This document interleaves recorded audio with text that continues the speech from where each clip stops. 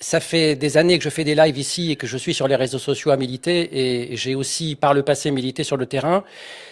Jamais je ne suis tombé sur un électeur dans le doute électoral qui pouvait hésiter entre le RN et autre chose, ou alors un électeur RN convaincu. Jamais aucun ne m'a parlé du programme économique. Jamais. Alors après, effectivement, que les opposants politiques s'en saisissent et font croire que c'est un programme économique de gauche, c'est juste un argument politique, comme il en faut plein en traitant de fachos, de gauchistes, etc., pour dire de décrédibiliser le mouvement. Mais dans l'électorat, moi, je n'ai jamais, mais je dis bien jamais, croisé quelqu'un, pas plus ici qu'ailleurs, du RN, qui s'interroge sur la question du programme économique. Pour ça, il y a deux raisons.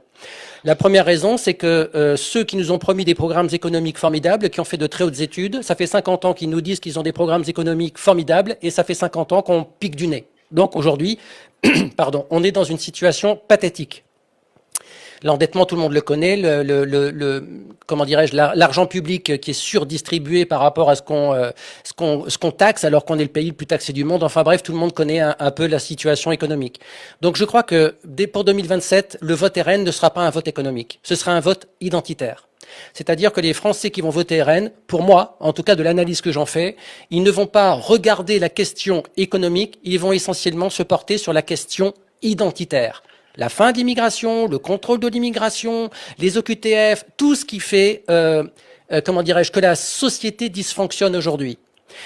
Et ils vont attendre autre chose, mais ils vont pas regarder les petites lignes du programme économique. Tu as raison sur tout ce que tu as dit. Je dis pas que je suis pas d'accord avec tout ce que tu as expliqué, mais je pense que l'électorat RN n'a pas besoin de cela, parce qu'il est déjà convaincu sur le reste.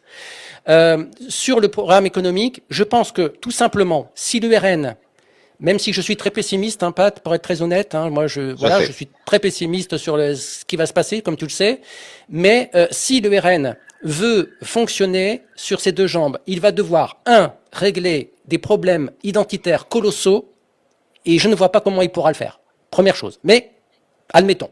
Deuxièmement, il devra, alors les impôts sur les sociétés, etc., tout ce que tu as cité, oui.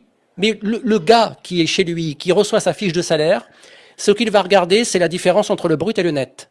Si le net n'augmente pas parce qu'il y a moins de prélèvements entre le brut et le net, c'est-à-dire que l'argent prélevé n'est plus le plus important au monde alors que tout est dans le rouge, eh bien, le RN aura perdu le combat économique. Tout le reste ce ne sera que des mots.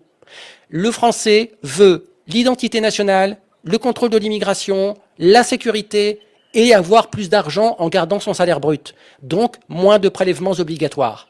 C'est la seule chose que les électeurs RN attendent. Le détail du programme économique, moi personnellement, je n'ai jamais entendu un électeur RN m'en parler. Jamais.